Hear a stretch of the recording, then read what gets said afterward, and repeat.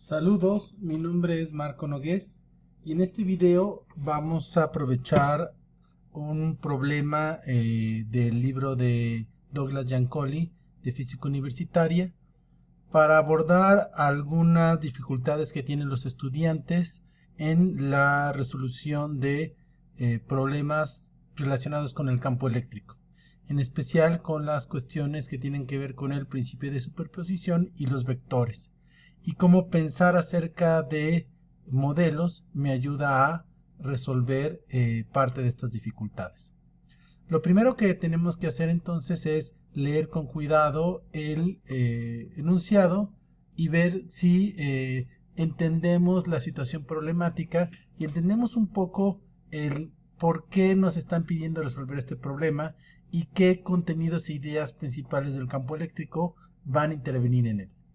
Entonces estos elementos tienen que ver, por un lado, saber muy bien qué significa magnitud y dirección, qué significa campo eléctrico, y aquí tenemos cargas tanto positivas como negativas, y por lo tanto, lo primero que tenemos que hacer es revisar que tengamos entendimiento de estas situaciones. Entonces, paren el video y revisen o hagan un pequeño ejercicio de reflexión de si tienen idea de estos elementos.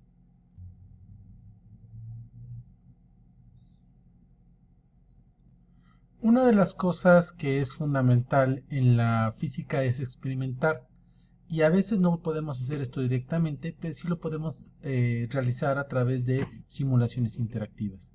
Entonces, gracias a la simulación interactiva de FET, yo puedo saber qué es lo que pasa cuando introduzco una carga en el espacio. Y justamente esto me ayuda a pensar en la idea de campo eléctrico. La idea de campo eléctrico tiene que ver con que la carga, que le llamaremos carga fuente, crea un efecto sobre el espacio, de tal manera que le pueda asignar a cada punto del espacio un vector. Ese vector no es otra cosa que el valor de la fuerza eléctrica que tendría una carga prueba debido a la carga fuente. Entonces, para eso tenemos nosotros los sensores. Entonces, no importa dónde yo me coloque, esta carga prueba positiva, entonces me daría el valor del campo eléctrico. Y va a depender entonces de la fuerza de Coulomb, es decir, la fuerza entre estas dos partículas. Pero siempre es importante recordar que el campo eléctrico es una propiedad del espacio y no va a depender del valor de la carga que esté en él. ¿Qué sucede cuando yo introduzco otra carga?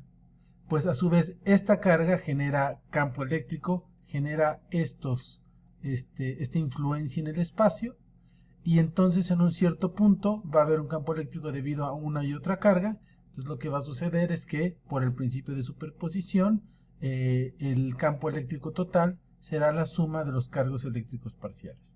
Entonces una de las cosas que podrían ustedes hacer es, utilizando la animación FET, en algunos casos justamente buscar más o menos qué me están pidiendo, ¿no? Entonces, en este caso, tengo una situación con dos cargas, donde las cargas no van a ser, el valor de uno va a ser positiva y otra negativa, y no van a ser iguales. Entonces, por ejemplo, eso lo puedo yo simular teniendo una carga negativa más de este lado, y lo que vemos es que la intensidad de los colores de las flechas me dicen algo acerca de qué tan fuerte es el campo eléctrico en este lugar.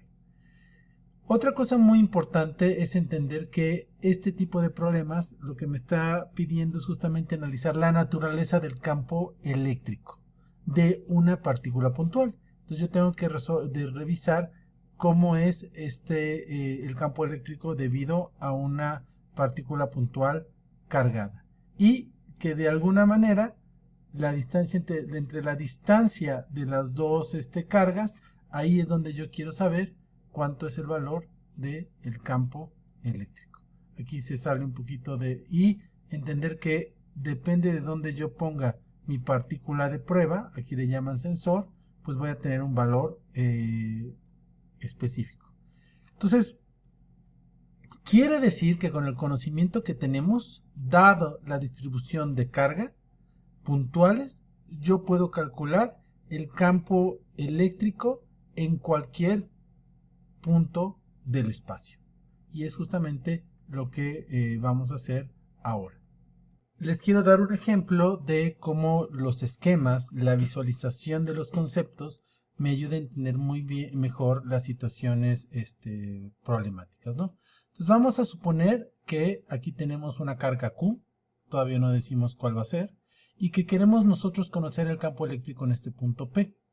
Entonces, básicamente es colocar esta carga prueba en este punto, y generalmente entonces lo que hacemos es que ponemos la línea que une al punto donde quiero saber el campo eléctrico con la carga fuente. Entonces a veces es importante recordar que se trata de una carga fuente y que entonces el campo eléctrico va a depender de la distancia R y de la carga fuente. Entonces, aquí es muy importante que esto lo podemos escribir de esta manera. El campo eléctrico en este punto del espacio es proporcional a la carga Q fuente. Y por el otro lado, debido a que sigue las fuerzas, la ley de Coulomb, también es inversamente proporcional a esta distancia al cuadrado. Entonces, de aquí lo que obtenemos es una expresión del tamaño del campo eléctrico cuando conocemos la carga fuente y la distancia, va a ser igual a una constante K, la constante de Coulomb, por la carga fuente Q entre la distancia al cuadrado. Entonces, no importa qué punto yo elija, si conozco yo estos datos, voy a poder calcular el tamaño del campo eléctrico. Pero, ¿qué más sabemos sobre el campo eléctrico de una carga puntual? Sabemos que irradia, tiene los campos eléctricos son radiales. Entonces, definimos un vector unitario R a lo largo de la línea que me une para indicar la dirección que va a tener el campo eléctrico. De tal manera que la expresión del campo eléctrico vectorial va a estar dada en función de el tamaño de, de la carga fuente, perdón, del campo eléctrico, por este vector unitario. Entonces, fíjense muy bien en esta relación, que es muy importante. Aquí me están diciendo dos cosas. Me está diciendo la relación entre el campo eléctrico y R. Es decir, que van a estar en la misma línea, van a estar paralelos. Pero Q puede ser positiva y negativa. Entonces, si Q es positiva, entonces todo esto es positivo. Entonces, de alguna manera, decimos que el campo eléctrico E y R van a tener la misma dirección. Entonces, si Q es positiva, entonces vamos a ponerlo positivo. Recuerdo que es la carga fuente. Entonces, el campo eléctrico va a tener la misma dirección que R. En este caso va a ser igual, solamente que como R es más grande, el campo eléctrico va a ser más pequeño. Entonces este es el campo eléctrico aquí, le podemos poner números, 1, 2. Y aquí, como está más cerca de la carga, pues va a ser más grande todavía. Entonces no he puesto, recuerden que entonces para cada punto donde quiero saber el campo eléctrico, entonces hay un vector director que yo puedo poner para establecer esta relación. ¿De acuerdo? Entonces es muy importante reconocer la diferencia entre tamaño del vector y el vector en sí. Vamos a tratar de ver y analizar qué pasa con un vector de campo eléctrico en particular. Pensemos, por ejemplo, en este punto. Pues ya sabemos que va a ser tiene la dirección radial y pues va a tener un cierto tamaño. Ahorita no lo pongo a escala, lo quiero poner aquí para que lo observen. Pues este vector tiene un tamaño que va a estar dado por esta expresión y yo lo puedo escribir como un vector en coordenadas polares, es decir, justamente calculando este tamaño, le pongo punto y coma, y el ángulo, la dirección que hace con respecto al eje X, es decir, ya tomo un sistema de referencia para que yo pueda definir este vector de manera única, y este es mi ángulo θ. Entonces yo puedo entonces definir en coordenadas polares que me da el tamaño. Entonces muy importante anotar que esto es el tamaño del campo eléctrico y esta es la dirección, que recuerden que lo ponemos como un ángulo. Pero si yo quiero saber hacer sumas y restas, algebraicamente tengo que recurrir a las coordenadas cartesianas. Entonces, ¿cuáles son las coordenadas cartesianas? Pues recordemos que este vector lo podemos descomponer, en este caso, en este sistema de X y Y. Entonces me da dos vectores, que son los vectores componentes. Este es E en X y este E en Y. Y que entonces el vector lo puedo expresar como sus componentes EX y EY. Estas componentes van a ser el tamaño de estos vectores proyectores, pero van a poder tener signos positivos o negativos que me van a indicar la dirección, en qué cuadrante está. Entonces aquí podemos ver que está en X el cuadrante está positivo y aquí está negativo. ¿De acuerdo? Y finalmente tenemos que recordar que el vector R, es un vector de tamaño 1. Entonces, el tamaño del vector R tiene tamaño 1. Y depende de cómo esté colocado, pues va a tener ciertas coordenadas cartesianas. Entonces, por ejemplo, este R1, que está únicamente en el lado horizontal, pues sus coordenadas cartesianas, entonces fíjense cómo tengo que escribir R unitario, va a ser justamente 1,0, porque está justamente apuntando hacia los positivos y solo tiene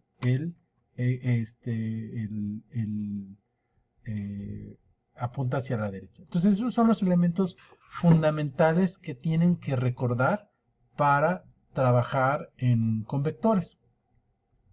Entonces la idea es que si tenemos más de una partícula y tenemos más de una partícula fuente, en cualquier punto hay que calcular por separado los vectores componentes y sumarlos. Si lo sumamos algebraicamente, tenemos que sumar componente a componente, eso quiere decir pasar a coordenadas cartesianas. Hay una forma general para pasar del tamaño y la dirección a coordenadas cartesianas, que es multiplicar el tamaño del vector por el coseno del ángulo.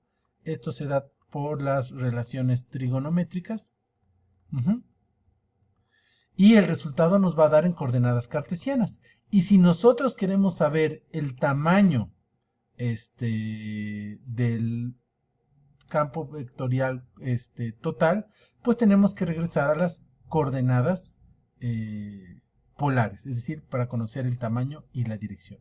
En este problema en particular se simplifica esa situación porque todo ocurre en una sola dimensión.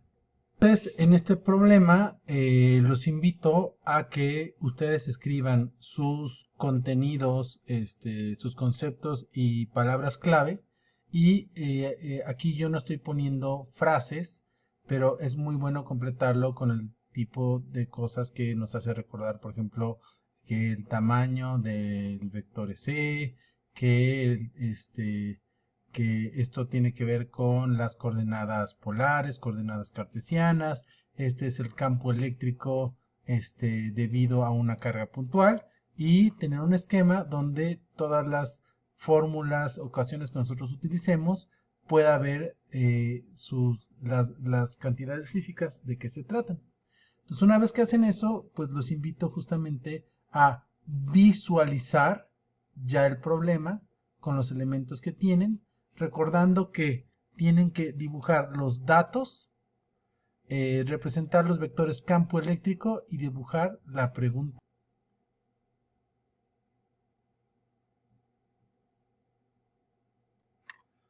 Aquí entonces vamos a comparar lo que tú hiciste con el esquema que yo voy a hacer en este momento.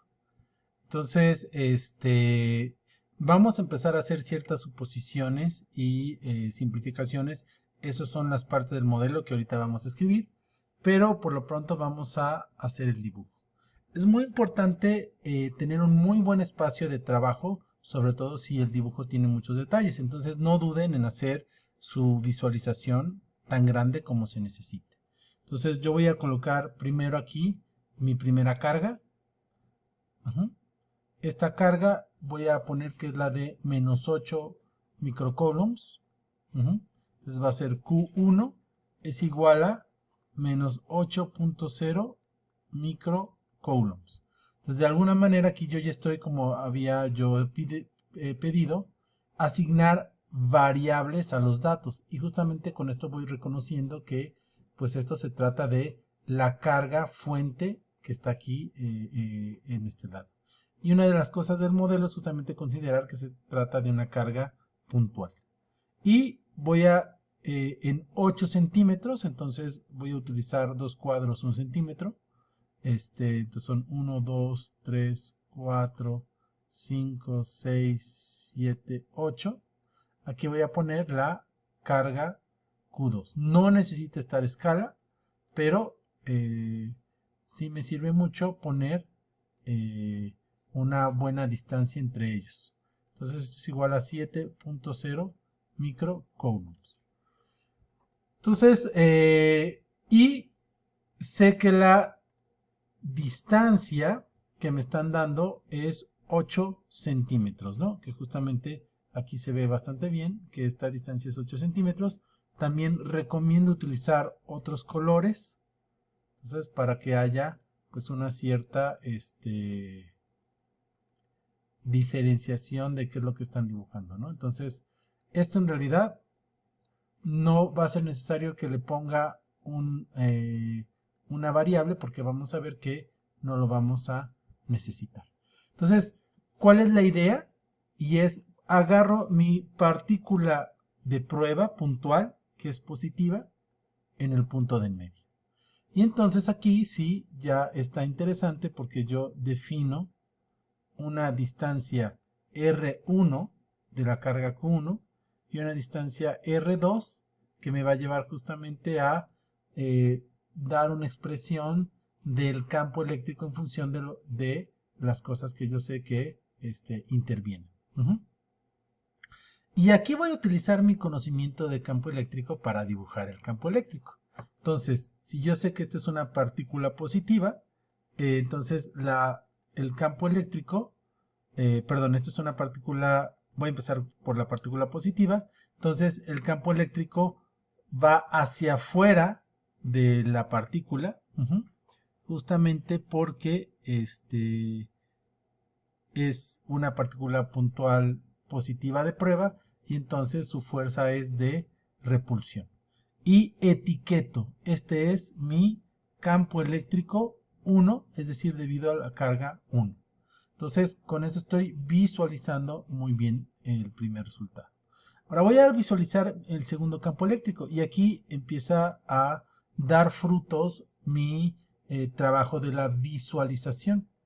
Y es que yo sé que ahora es una carga negativa, por lo tanto la carga de prueba va a ser atraída y voy a utilizar otro color. Y otra cosa interesante es que la carga Q1 es más grande que la carga Q2, de tal manera que voy a dibujar que sea un poquito más grande. No es escala, pero sí represento que sea un poquito más grande. Y el principio de superposición me dice que tiene que ser la suma de estos dos vectores, entonces pues con otro color voy a representar justamente esta suma. Entonces, ¿cómo se suman dos vectores? Pues si están en la misma dirección, pues solamente, bueno, en general tengo que hacer el método punta origen, entonces este lo traslado para acá, entonces aproximadamente me va a quedar como por aquí, y entonces el vector campo eléctrico total, entonces le voy a poner campo eléctrico total, es el vector que yo estoy buscando, ¿sí? Su magnitud y su dirección. Entonces aquí le pongo signo de interrogación, porque aquí ya estoy visualizando la pregunta como dato. Entonces, si yo sé qué es lo que voy a calcular, entonces ahí ya tengo un gran adelanto de lo que voy a hacer. Entonces, esta es la visualización de lo que está sucediendo a nivel del dibujo y ahora voy a hacer las ecuaciones matemáticas que justamente también representen esa situación, ¿no? Entonces, por un lado, esto voy a representar el campo eléctrico E1, que es debido a Q1. Entonces, yo sé que ese campo eléctrico E1 es igual a la constante K por Q1 entre R1 al cuadrado por el vector unitario R1. Ah, ese no lo dibujé. Entonces, el vector unitario siempre va a tener esta dirección hacia en la misma paralelo a la distancia que hay, pero si se dan cuenta en este caso apunta hacia la derecha. Y este va a ser el vector director 2, perdón, el vector unitario 2 que apunta hacia la izquierda. Y por alguna razón le puse U.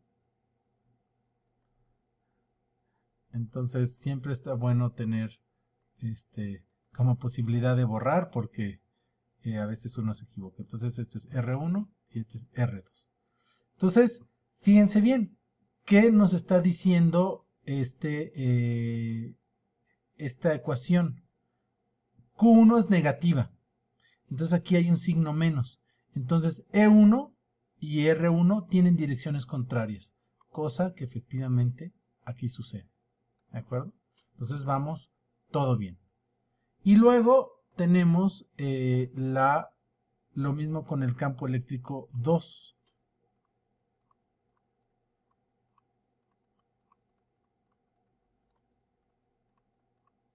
Entonces es la misma forma de la expresión porque es una partícula puntual, solamente ahora va a ser la carga fuente Q2 que va a ser positiva, pongo R2 al cuadrado y ahora el vector unitario va a ser R2. Aquí, bueno,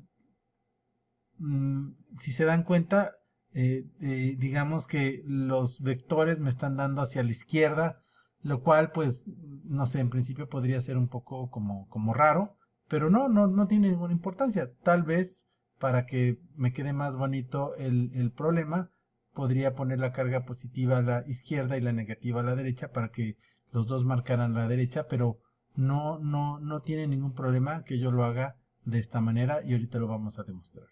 Entonces, pero a mí lo que me están pidiendo es el campo eléctrico en T, ¿no?